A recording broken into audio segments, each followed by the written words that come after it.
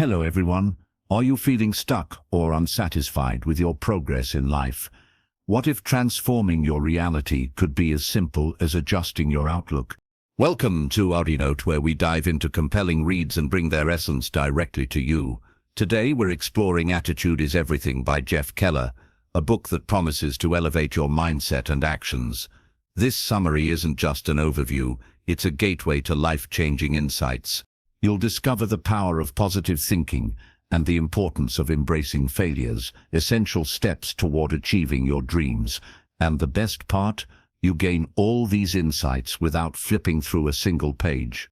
Stay with us till the end to learn how minor adjustments in your words and thoughts can open up new possibilities. Are you ready to shift from seeing the glass half empty to half full? Let's unlock the secrets to a fulfilling and successful life together. If you're tired of feeling stuck and unsure where to start, this book is your guide. It's crucial for anyone mired in negativity, providing strategies to cultivate a positive outlook and seize growth opportunities. Learn how to use your thoughts to shape your reality. Discover the art of choosing the right words and understand the power of taking action. Are you ready to dive into a world of knowledge that will help you grow and reach new heights of success? Let's get started. Part 1.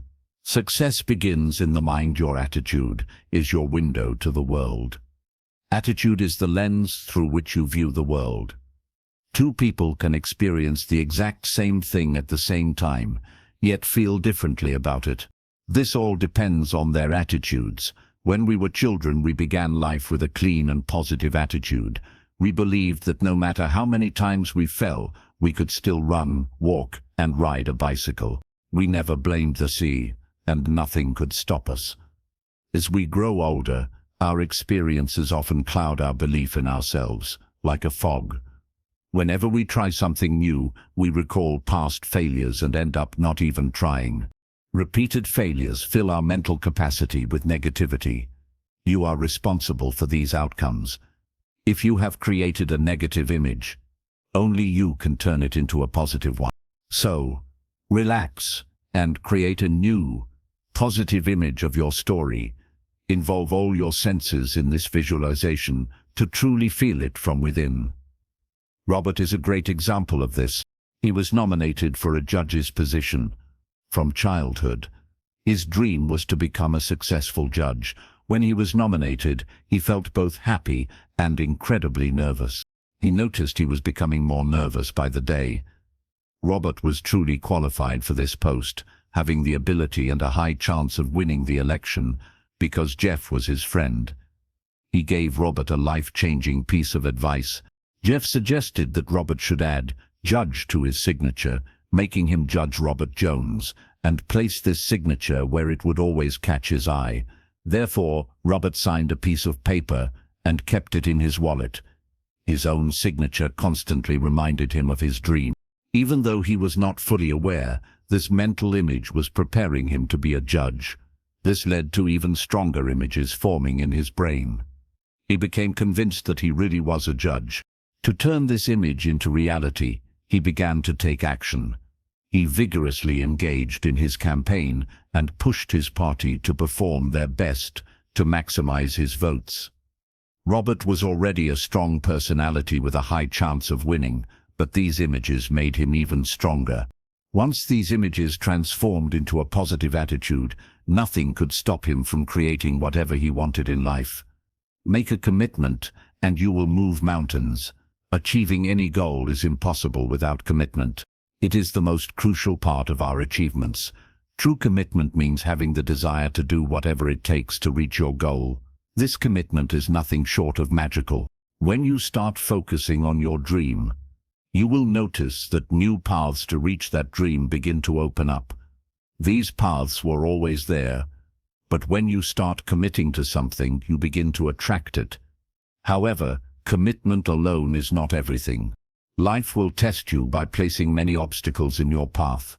You must maintain patience and an unyielding attitude. Commitment is not just about taking action, it is also about standing firm, no matter how long it takes. In 1999, Jerry Gladstone started his company, loving the idea of selling toys. A year later, he decided to focus solely on selling animation art. Jerry was selling animation art from various studios, but was not satisfied with the results of his company. He knew that if he wanted significant success, he would need to focus on selling Disney art. Therefore, he contacted Disney, but they rejected his offer. Jerry did not give up. He continued to offer Disney a partnership for 3 years.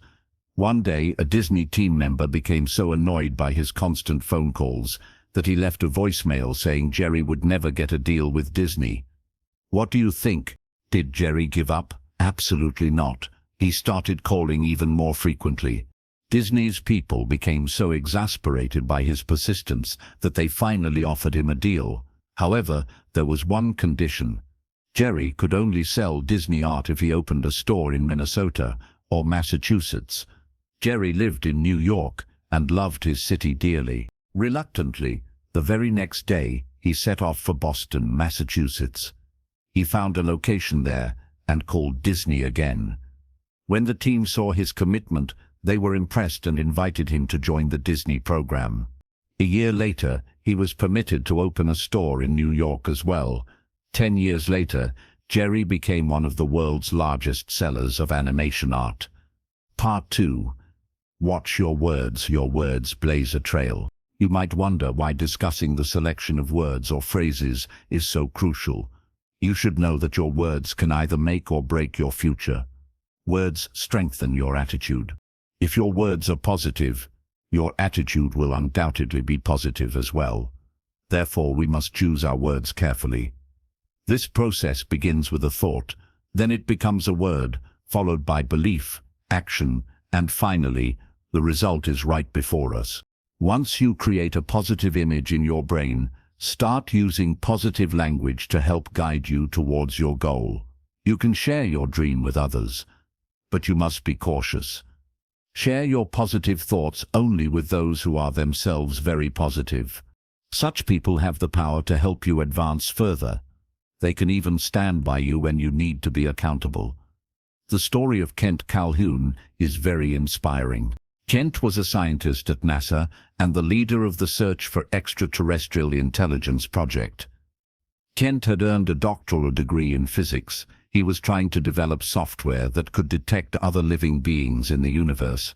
The thought alone seemed nearly impossible, yet he was working hard to achieve his goal. The problem wasn't just that the idea was incredibly challenging, but also that his physical condition was hindering his progress. However, he considered his problem to be small and trivial. He believed that his body did not hinder his work at all. You would be surprised to learn that the small problem Kent referred to was his blindness. Kent was blind.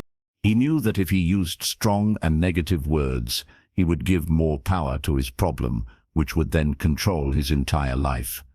Therefore, he decided to carefully choose his words. By controlling his words, he was managing the power of his blindness. Kent loved his work at NASA. Despite being blind, he successfully earned a doctoral degree in physics. This was no small feat for someone with such determination. Succeeding in the NASA project was not impossible. Imagine if you start considering even the biggest problems as minor. Think about the power you would possess if you don't allow problems to disrupt your success. Imagine how much your life would change. How are you? How often do you hear the question, "How are you?" each day? Probably quite often. We often overlook the importance of this question because we've answered it so many times that it has become a habit. But are you aware of the effect it can have on you? Probably not. Answering this question frequently is almost like talking to yourself, which helps direct your day. So, ask yourself now, how are you? Your response could be positive, negative, or somewhere in between. It's best if your response leans towards the positive side. Even if you're not feeling well, just saying you're fine can actually start making you feel better. This story is a perfect example. Sally often felt very tired. Whenever someone in the office asked her, "How are you?" she always told the truth that she was feeling very tired. Doing this reinforced her belief that she truly was tired. As the day progressed with this attitude, she would continue feeling even more exhausted. Sally would feel increasingly tired. It might even happen that she would start nodding off at her desk, potentially falling off her chair. Now, think about the person in the office who asked her how she was. Do you think hearing Sally's tired response made him feel positive? No, hearing such a weary answer probably made him feel tired as well. By responding this way, Sally was not only diminishing her own energy, but also the energy of those around her. When Sally got home, she felt very weak and tired. She sat down in her favorite chair to relax and started checking her lottery ticket. She was astonished to find out that she had won $10 million. Remember how tired Sally was, but now she was also very happy. She started dancing around and began calling her friends and family to share the good news. She probably didn't sleep all night because of the excitement. So, where did Sally find the energy to celebrate despite her fatigue? The secret lies in her mental state. When she kept telling everyone she was tired, she focused all day on that energy, which only made things worse. If she had focused her energy on something positive, her entire day would have been filled with energy and turned out amazing. Remember, whatever you say or think, your body is listening. So choose your words and thoughts wisely. Part 3. Heaven helps those who act. Associate with positive people. In the world, there are two types of people, those filled with negativity and toxicity, and those brimming with positivity, who nurture others. The latter are the kind who constantly encourage you to push forward. These individuals always remain positive and believe that you can achieve your goals. You should strive to surround yourself with such positive people. On the other hand, toxic individuals always think negatively and are prone to complaining. They drain your positive energy and spoil your mood. It's best to avoid the company of such people. Consider Smokey, a good friend who worked in the sales department of a funeral home ministry for 45 years. When we hear about funerals or memorial services, we might assume that being surrounded by death might make someone negative. However, the truth about Smokey was quite the opposite. His attitude was incredibly positive. He believed that people are like sponges, absorbing everything around them. Whatever they hear starts to impact them. He also believed that if we are around negative people, we eventually become negative too. Although he was always surrounded by deceased bodies, he made it a point to steer clear of negative people. He believed that to remain positive, we must wisely choose our friends and family members, especially those we spend most of our time with. Confront your fears and grow. Sometimes, when we are close to achieving our dreams, we encounter obstacles that frighten us. Often, these problems may be small but seem larger due to our fears. If you want to be successful, you must be prepared to do things that scare you. Fear is a part of the process, and you cannot achieve your dreams without stepping out of your comfort zone. When you want to try something new and feel scared, think carefully about the situation. Try to understand the root of your fear so you can control it. Always remember, if there's something you genuinely want to do, but are avoiding it just because of fear, you stand to lose a lot. You might feel relieved for a moment, but your self-respect and growth as a human being will greatly diminish. Do not let your fear dominate. Have the courage to stand up and move forward. Let's hear the story of a woman who knew how to control her fear. Dottie was a high school teacher for 32 years. Her dream was to work in the entertainment field, but she never took action because of her fear. She chose teaching, as it seemed a safe profession. Even while teaching, her dream of performing was alive in her heart. She kept writing and singing songs, dreaming of becoming a performer one day. When the summer season began, she decided she had to pursue her dream and quit her job. She was determined to make a mark in show business, but then reality struck. She had left her job and was terrified of taking the first step toward her dream. Dottie gave in to her fear and went back to teaching. However, her dream was not dead. She loved music deeply. 6 months later, she retired and decided to face her fear of rejection. Despite being in her 50s, she successfully ran her musical show. At the age of 60, she released her first music album. She also performed in bars and clubs in New York City. Dottie felt very proud of her career. She was very happy, even in her old age. She lived her life fully and happily because she had the courage to turn her dream into reality. Music. Get out there and fail. Earlier, we discussed the importance of challenging ourselves to grow. Sometimes, trying something new can be frightening, but regardless of the outcome, we need to be brave. Yes, we will fail, as most people who have tried before us have, but this does not mean that we should not try or stop moving forward. If there is a dream we truly want to achieve, we must attempt it once, twice, or even 100 times until we succeed. Let's learn about Jack and Mark's story. They co-authored a book and wanted to publish it, aiming to complete the process within 3 months. They sent the book to a publisher who rejected it. They tried again but received another no. They faced rejection 33 times in total. Anyone else might have given up, but they persisted. Finally, they sent their book to another publisher, who accepted it right away. Their goal was to achieve this in 3 months, but it took them 3 years. However, this does not change the fact that they persisted until they succeeded. Ultimately, they were successful, and that's what really matters. The book they published became so famous that you can find it in any bookstore. It is part of the popular series Chicken Soup for the Soul. The authors are Jack Canfield and Mark Victor Hansen. If they had not continuously tried and given up halfway, they would never have been successful. Therefore, do not count how many times you fail, and certainly do not consider it as a final result.